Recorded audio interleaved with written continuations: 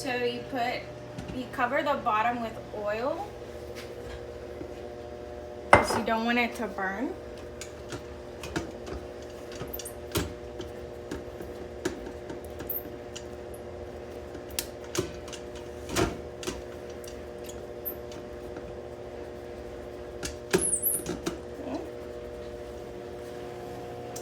And then you do 1 cup of water for every cup of rice.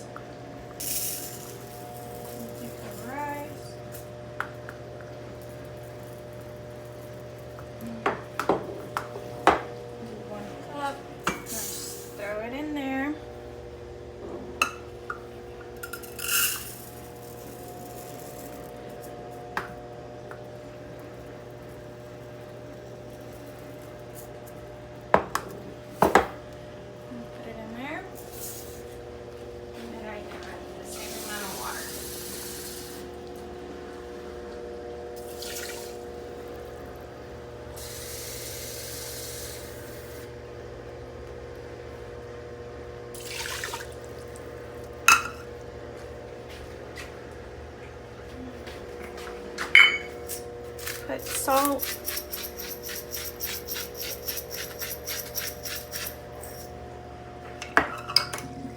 Mix it in a little, make sure the water covers the rice.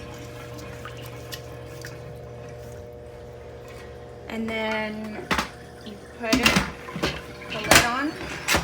Check this, that it's not on venting. So it has to be on, what does that say? Sealing. So make sure that it's covered. And all that means is whether the smoke comes out or not. And you want that smoke to stay in because it's moisture and that's what's gonna help cook the rice.